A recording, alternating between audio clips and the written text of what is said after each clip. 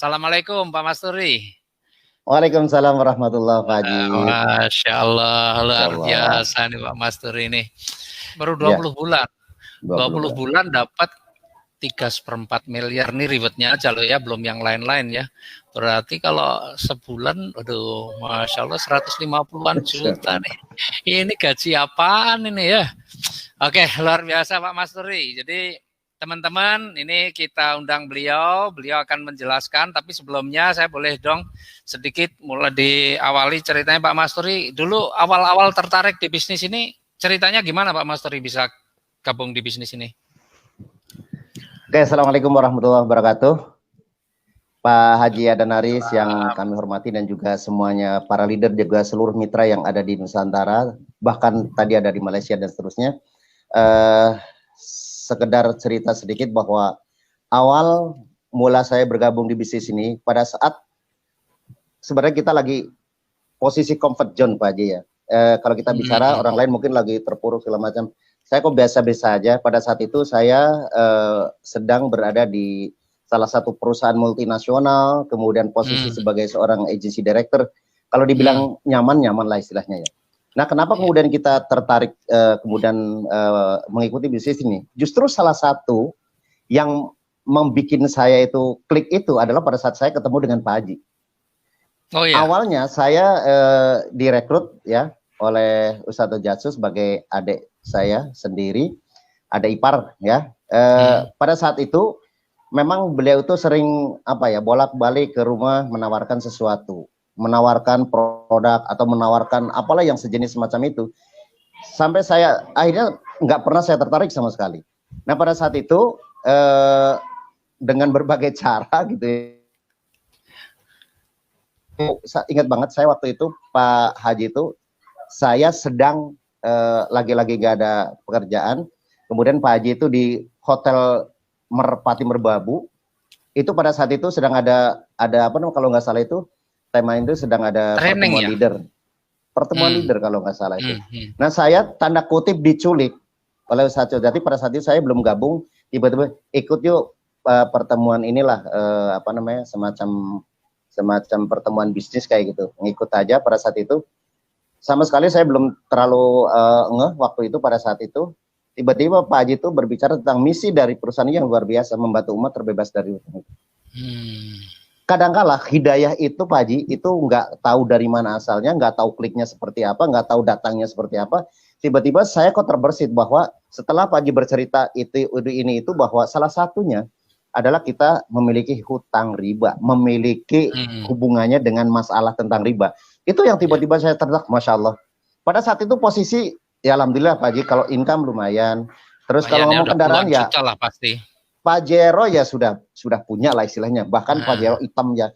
Makanya pada saat itu kemudian, kalau kita berbicara ditawarkan tentang apa namanya istilahnya peluang mobil segala macam, rumah ya Alhamdulillah sudah ada. Kayaknya mungkin nggak klik, tapi itu subhanallah luar biasa hidayah. Ternyata saya diberikan satu kesempatan untuk berpikir bahwa kamu itu sedang posisi ada ribanya. Nah oleh karena itu tentunya pada saat itu saya merenung kembali setelah ke rumah, itu pada saat mulai dasar sebagai perencana keuangan syariah, tapi di sisi lain kadang-kadang kita berbicara diri kita masuk ke zona itu. Awalnya sih biasa aja ya Pak Haji, pada saat kita di sana kita juga belajar tentang agama, belajar, tapi ya walau alam pada saat itu belum terbersih tentang konsep riba semacam itu. Nah sehingga akhirnya dari terbersih itu, ya Allah saya ada kendaraan motor, saya kendaraan mobil Pajero, oh masuk ke sini. Sehingga pada suatu saat terjadi musibah yang luar biasa, saya membawa tim beserta di tim yang di luar sana, yang di perusahaan yang satu lagi, ini saya membawa untuk biasa umroh beserta tim, luar biasa. Nah itu di situ klik, saya dikasih amanah yang luar biasa, tiba-tiba yang uang yang kumpul di saya itu dibawa.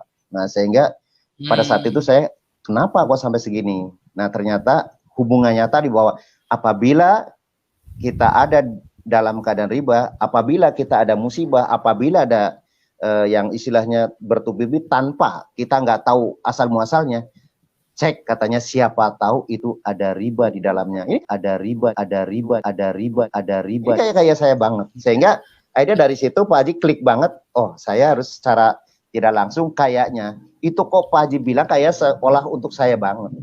Oh, Nah akhirnya gitu ya. kemudian baru saya, nah dari situ mulai berpikir Masya bahwa oh saya Allah. harus jauh dari riba. Itu Oke sisa deh. awal yang paling. Ini Oke, jadi Pak kalau Haji begitu sebagai lanjut aja Pak Masturi, ceritakan tentang perusahaannya nih ya, yang buat oke. kliknya Pak Masturi, silakan Pak Masturi dilanjut Baik, untuk ya perusahaannya. setelah saya belajar tentang tadi konsep riba itu betul-betul subhanallah ngeri banget karena Quran surat Al-Baqarah 273 menjelaskan bahwa wa ahlul bai'a wa harrama riba. Nah, kalau kita berbicara riba pertama, kalau kita arti dari riba sendiri itu sebenarnya itu adalah bertambah sesuatu hal yang baik, bertambah sesuatu hal yang baik kalau kita berpikir tentang itu positif. Tetapi kalau kita berbicara istilah, ada dua hal. Yang pertama kita sebut istilah adalah riba dain ya. Riba dain itu adalah di mana menambahkan beban kepada orang yang berhutang. Oh, berarti saya berhutang, kemudian saya dikasih beban, bagaimana saya ditambahin? Ada bunganya, ada sitanya, kemudian ada juga dendanya. Apabila sampai tidak terjadi atau mungkin telat bayar, kemudian ada denda lagi, bahkan pengambilan dan lain-lain. Itu kita sebut dengan riba. Ada juga riba baik. Riba baik itu istilahnya kalau kita berbicara jual beli itu ada penambahan takaran dan lain-lain, itu subhanallah.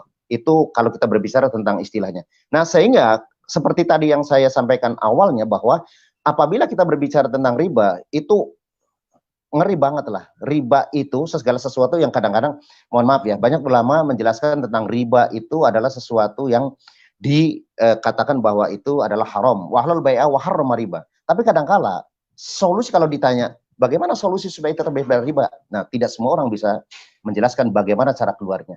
Nah, satu sisi saya sebagai perencana keuangan syariah tentunya kita berbicara bagaimana merencanakan setiap individu, setiap keluarga untuk merencanakan di tiap-tiap tahapan kehidupannya.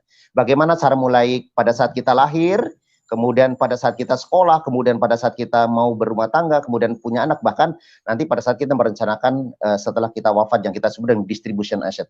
Panjang sekali kalau kita berbicara tentang perencanaan keuangan. Tapi kalau kita berbicara satu hal tadi, kita berbicara tentang dahsyatnya dosa riba, salah satunya adalah bahwa barang siapa ya, Quran surat Al-Baqarah 279 yang menyatakan bahwa kalau kita berbicara tentang riba, itu Allah Subhanahu wa taala itu sudah siap menantang perang. Jadi 279 menjelaskan, maka jika kamu tidak meninggalkan hal-hal yang berbau riba, ya, artinya transaksi riba sudah tahu tapi menjalankannya, maka ketahuilah bahwa Allah dan Rasul-Nya sangat, atau mungkin istilahnya sudah siap memerangimu. Na'udzubillah, kalau kita berbicara tentang perang melawan Allah dan Rasul-Nya, siapa sih yang bicara? Siapa sih yang berani? Siapa sih yang akan menang? Kalau dikasih kita seperti jasa ternik seperti mikroba yang dalam hal ini COVID-19 saja, kita sudah, seluruh dunia itu sudah panik. Apalagi kita berbicara tentang penanggulangan Allah dan Rasul-Nya. Kemudian selanjutnya bahwa dosa riba itu adalah kalau kita lihat dari hadis Rasulullah SAW, itu dosa riba itu ada 73 tingkatan. 73 tingkat, jadi ada 1, 2, 3, sampai 75. Nah, sedangkan dosa yang paling rendah saja, yang paling tahap awal, itu naudzubillah, seperti berzina, seorang laki-laki berzina dengan ibu kandungnya sendiri. Naudzubillah, tsumma naudzubillah. Nah, oleh karena itu tentunya kalau kita berbicara tentang riba, nah tentunya itu berbicara tentang bagaimana kita kehidupan setelah kita wafat. Bahkan Rasulullah Allah Subhanahu wa taala juga sudah menjelaskan bahwa Allah itu akan menceritakan harta-harta riba dan juga akan menjuburkan sedekah. Di dunia saja akan dihancurkan, apalagi pada saat dia di yaumil akhirah. Nah, dari situlah kemudian setelah saya berbicara tadi waktu awal saya bergabung, kliknya di situ bahwa Pak Haji Adan Harif menyatakan bahwa perusahaan ini, ya, kita kenalkan PT Badung Eko Sinergi Teknologi, itu awalnya sebelumnya saya tidak tahu itu perusahaan apa. Taunya adalah ya jualan multi levelnya semacam itu yang kita tahu ya di luar sana ya, yang sering saya tawarkan itu bagaimana susah jualan, suka suruh toko dan sebagainya. Nah, saya tidak tertarik karena awalnya memang posisi saya sedang berada di convergent, zona nyaman lah. Nah, oleh karena itu tentunya ya sebagai perencana keuangan syariah tentunya ya klien cukup banyak. Nah, tetapi kliknya pada saat itu, pada saat Haji Adan Arif menyatakan bahwa riba. Nah, ini yang luar biasa. pada saat itu saya melihat dari visi perusahaan ini yang luar biasa, hanya ikut-ikutan. Nah itu satu, kita berbicara tentang visi oke banget. Perusahaan ini adalah menjadi perusahaan yang bebas riba dan membantu umat terbebas dari utang riba. Yang kedua, visi dari, kalau saya baca di profil perusahaan, PT BES itu adalah menjadi perusahaan network marketing terbesar di Asia Tenggara. Ini visinya luar biasa. Kalau kita berbicara visi itu besar, itu berarti ownernya pasti sudah memiliki visioner yang luar biasa. Karena tidak semua namanya perusahaan network marketing itu ecek-ecek dan otomatis hanya dalam hitungan tahun itu pasti akan collab. Nah, biasanya network marketing kebanyakan itu datangnya dari luar. Saya aneh, Pak Haji menjelaskan bahwa ini PT BES sebagai perusahaan anak bangsa. Luar biasa ini, subhanallah. Nah, sehingga saya teliti lagi, kemudian ya alhamdulillah setelah kemudian saya ya istilahnya mungkin berkomunikasi dengan sponsor saya, kemudian saya juga pernah konsultasi dengan Pak Haji. Ini luar biasa. Motonya juga luar biasa, go berkah no riba. Berarti bisnis ini bagaimana kita menjadi perusahaan yang memiliki keberkahan. Aduh, subhanallah. Itu nggak ada, jarang banget lah Pak Haji langkah yang kayak gitu ya. Saya kurang lebih di perusahaan network perusahaan perencanaan keuangan syariah yaitu udah 10 tahun ya. Itu nggak ada yang kayak apalagi bilang no riba. Kalau bisa ya dari riba-ribanya malah kayak naudzubillah. Nah, itu luar biasa. Kalau kita berbicara tadi visi misinya luar biasa, kemudian motonya juga luar biasa. Nah, kemudian kenapa saya kemudian juga lebih dalam lagi mempelajari lagi Pak Haji. Pada saat itu saya belum betul-betul belum. Nah, kemudian saya bicara lagi sementara saya juga masih terus memimpin kayak meeting-meeting di sana karena kebetulan alhamdulillah saya dikasih amanat memiliki kurang lebih 4.000 tim, kemudian ada 10 senior manager yang saya manage terus. Pada saat itu kemudian saya lihat apa sih yang menjadi keunggulan dari bisnis ini. Nah, ini yang luar biasa. Di situ adalah dijelaskan bahwa yang namanya PLBS, penjualan sumber daya itu sudah dinyatakan halal. Dari mana? Dari aturan DSN nasional di nomor 25 strip 7 DSN nomor 25 strip DSN 7 2009. Nah, itu menyatakan bahwa penjualan sumber daya itu sudah menyatakan oke, berarti 2 poin saya sudah masuk. Selanjutnya, dari segi kriteria berbangsa bernegara kita kan patut harus kita juga harus sesuai dengan hukum gitu ya Pak Haji, legalitas dari segi negara. Kalau tadi kita berbicara dari segi legalitas agama dari Majelis Ulama Indonesia. Nah, saya masuk lagi, kita lihat lagi bahwa benar nggak sih legalitasnya bagus nggak sih? Nah, biasa kalau perfeksionis selalu gitu. Mohon maaf ya Pak Haji, kadang-kadang ya itu diri saya semacam itu. Sehingga saya lihat waktu itu memang masih ada pergolakan ya kalau nggak salah itu tentang SUPL. Tapi alhamdulillah secara legal saat ini kalau kita lihat dari nomor induk perusahaan udah bagus. Itu sebagai syarat. Yang kemudian ada kalau kita berbicara tentang Permendag nomor 70 kalau saya pelajari, suatu perusahaan dikatakan legal apabila sudah memiliki SIUP KBLI 47999. Itu sebagai syarat. Karena itu menjadi mutlak adanya network marketing ataupun penjualan langsung ya di Indonesia. Kalau tidak ada, jangan salahin atau jangan sampai kita masuk ke dalamnya. Itu yang bagus. Kemudian ada izin operasional KBLI. Kemudian dulu saya pernah ikut sedikit ya tentang salah satu network marketing. Saya nggak sebutin namanya. Pokoknya tentang adanya apli-apli. Kok di sini belum ada? Nah, kemudian saya lihat lagi ternyata, oh kalau apli itu adalah kebanyakan itu gabungan perusahaan-perusahaan penjualan langsung dari luar negeri kalau nggak salah Pak Haji ya. Nah, ternyata kalau di sini bukan apli tapi AP2LI. Jadi asosiasi perusahaan penjualan langsung Indonesia yang kebanyakan itu adalah berasal dari anak bangsa dan juga perusahaan-perusahaan lokal. Kurang lebih Pak Haji kayak seperti ini kalau nggak salah ya. Nah, itu kemudian, oh bagus lagi. Nah, kemudian ada lagi kalau kita berbicara tentang, nah ini, kebanyakan kalau kita masuk ke dalam multi level, ke dalam network marketing, yang ditakutkan adalah apa? Adalah yang namanya perusahaan bodong. Ya, banyak sekali perusahaan-perusahaan bodong yang pastilah teman-teman semua itu pasti sudah tahu. Karena banyak sekali yang menyatakan bahwa perusahaan-perusahaan itu menjadi perusahaan yang ilegal. Nah, ternyata kalau kita berbicara awalnya saya juga sempat ada di YouTube bahwa ini ternyata ada nih.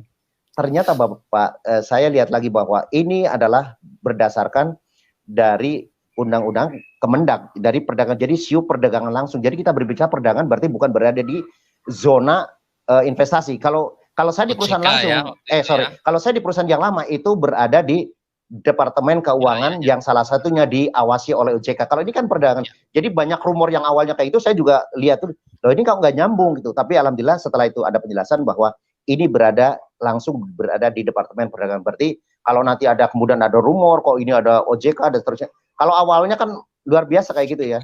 Nah, akhirnya makin terang bahwa berada di penjualan langsung, berada di bawah Kemendak Perdagangan. Nah, itu yang luar biasa. Dan luar biasa sekarang itu ada kalau nggak salah itu ada ISO 9901 itu menyatakan tentang kualitas. Nah, berarti kalau PTB sudah mendapatkan sertifikat 9001 berarti sertifikat menyatakan bahwa perusahaan itu adalah perusahaan yang qualified, perusahaan yang bagus. Insyaallah cepat ya. Oke Pak Masuri, terima kasih sekali lagi. Nanti terakhir terima kasih juga teman-teman semua.